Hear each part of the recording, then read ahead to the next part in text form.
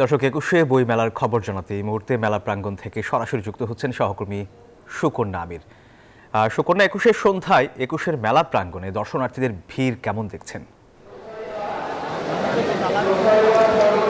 আসলে একুশের সন্ধ্যায় বইমেলায় উপচে পড়া ভিড় যদি বলা যায় তাহলে কথাটা একেবারেই মিথ্যা হবে না, কারণ এই মুহূর্তে স্টল প্যাভিলিয়ন ছাড়াও যে খোলা জায়গাগুলো রয়েছে সেখানেও দর্শনার্থীদের ভিড়, আসলে ভিড়ে পা দেওয়ার মতো উপক্রম নেই। এবং সেই সাথে স্টল এবং প্যাভিলিয়নগুলোতেও বেশ যারা পাঠক রয়েছেন তাদের ভিড় আমরা দেখেছি। এবং সেই সাথে তো লেখক যারা আছেন, প্রকাশক যারা আছেন, তাদের সঙ্গেও কথা বলার সুযোগ হয়েছে আমাদের। এই মুহূর্তে একজন লেখকের সঙ্গে কথা বলতে চাই, তাসবির সজীব।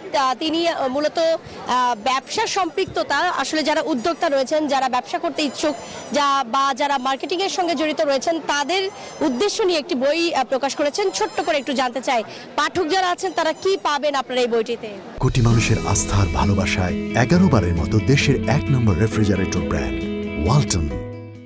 আচ্ছা, মূলত আমি মার্কেটিং ম্যাট্রিক্সটা লিখেছি হচ্ছে অ্যাপারেল মার্কেটিং, ফ্যাশন মার্কেটিং, এই ব্যাপারগুলোকে একটু বিস্তৃত করে লিখেছি। মানে যারা অ্যাপারেলে উদ্যোক্তা হতে চায় বা মার্কেটিং করে হচ্ছে নিজেকে খুব বড় জায়গায় নিয়ে যেতে চায়। আমি পেশাগত জায়গায় হচ্ছে আমি কি বলবো, শিক্ষকতা করি, প্রফেসর। তো সেই জায়গা থেকে আমি লিখেছি এবং ছেলেমেয়েরা পড়বে। এবং আমার আরও কয়েকটি বই আছে, এটা আমার 17তম বই। অসংখ্য ধন্যবাদ আপনাকে। আসলে যদি বলা যায় যে প্রতিদিনই নতুন নতুন বই প্রকাশিত হচ্ছে, নতুন নতুন লেখক যারা আছেন, পুরনো যে লেখকরা আছেন তাদেরকেও মাঠে পেয়ে উচ্ছ্বসিত প্রকাশ করছেন পাঠক যারা রয়েছেন। এবং দর্শনার্থী যারা আসলে বইমেলায় ঘুরতে আসবেন বলে ঠিক করেছিলেন, তারাও কিন্তু বিভিন্ন স্টল এবং প্যাভিলিয়নগুলোতে ঢু দিয়ে বই কিনছেন। সাপ্তাহিক ছুটির দিনে আসলে মেলা প্রাঙ্গণ রাত 9টা পর্যন্ত যেহেতু খোলা থাকছে, সুতরাং প্রকাশকরা ভাবছেন এই ভিড় থেকেই শুরু হবে বিকিকিনির যেই কার্যক্রম।